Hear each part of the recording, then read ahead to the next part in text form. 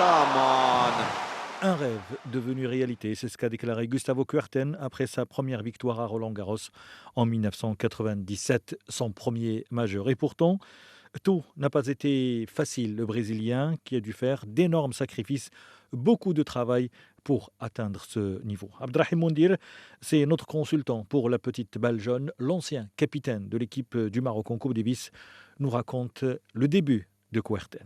La première fois où j'ai vu Kurten, c'était en Coupe Davis contre les États-Unis. Je l'ai vu perdre un match en 4-7. Il était tout fin, il était encore jeune. Et je me disais, mais quel combattant ce jeune homme, quel guerrier. Il a rien, il n'a pas de coup droit, il n'a pas de revers, il bouge bien, mais il avait un cœur énorme comme un éléphant. Donc, quand on regardait ce côté guerrier, on était sûr qu'il allait être un bon joueur, mais aller au-delà de dire qu'il allait remporter 3 fois Roland-Garros, c'était pratiquement une chance sur 100, comme quoi il faut toujours continuer à travailler et croire en sa bonne étoile, et c'est ça qui est extraordinaire. Il a gagné 3 fois à Paris, 3 Roland-Garros. Le maître des lieux, bien sûr, reste Rafael Nadal, le joueur espagnol. Est-ce qu'on peut faire une comparaison, même si l'Espagnol est quasiment imbattable à Paris quand il est au sommet de sa forme? Pas mal de spécialistes, tout le monde va dire Nadal parce qu'il a gagné quand même 14 Roland-Garros. Mais quand on voit les joueurs qui ont joué les deux, qui ont pu jouer dans les deux générations, eh ben ils disent que Kurten était plus fort, plus complet que Nadal. Parce que sincèrement, quand on voit ce relâchement à droite et à gauche, parce qu'on a l'impression que la raquette va partir de sa main tellement son poignet et ses doigts sont relâchés, à peine il tenait la raquette, eh ben on a l'impression que la raquette allait partir, mais non, elle restait dans sa main et la balle partait à une vitesse incroyable. Et il arrivait à varier, il arrivait à jouer et il arrivait à trouver des angles incroyables avec son revers, son coup droit, sortir de grands angles, sortir l'adversaire du terrain et après jouer côté libre. Il le faisait à merveille. Et en plus de cela, il avait un plus par rapport à Nadal, c'est il maîtrisait à merveille l'amorti. Avec ses coups giclés très très haut à droite et à gauche, il arrive à repousser les joueurs très loin.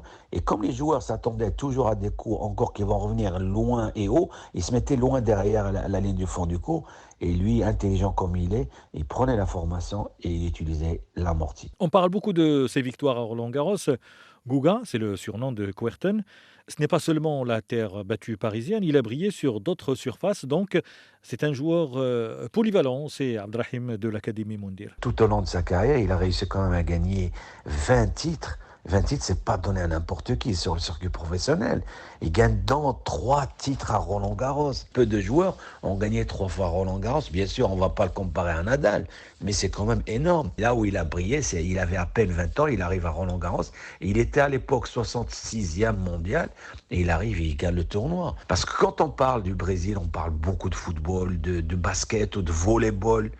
Mais on oublie que ça a été une grande nation de tennis et elle continue parce qu'elle fait beaucoup de tournois. Le Brésil organise beaucoup de tournois. Mais quand même, Kurten a marqué l'histoire du tennis mondial. Alors bien sûr, on l'a souvent catalogué uniquement joueur de terre, mais n'oublions pas qu'il a quand même gagné un Master et 5 Master 1000 sur dur, varié entre dur et terre, et c'est quand même exceptionnel. Je suis sûr et certain que s'il avait joué à l'époque où on a ralenti la vitesse de la balle à Wimbledon, parce qu'on a augmenté l'épaisseur du gazon, je pense qu'il aurait eu sa chance de le gagner comme il l'a fait Nadal.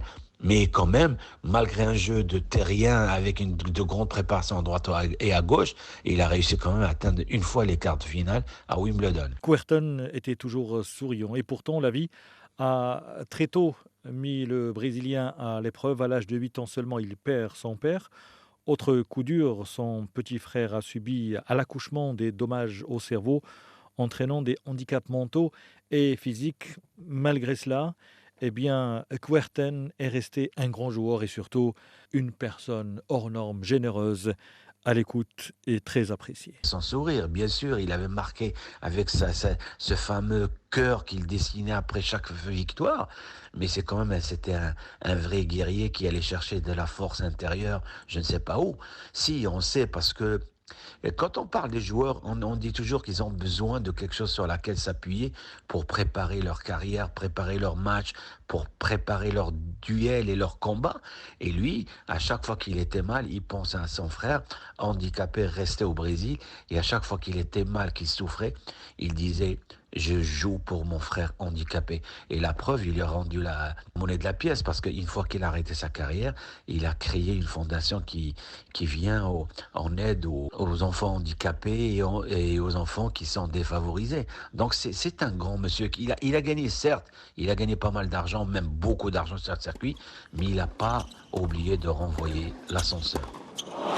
Come on.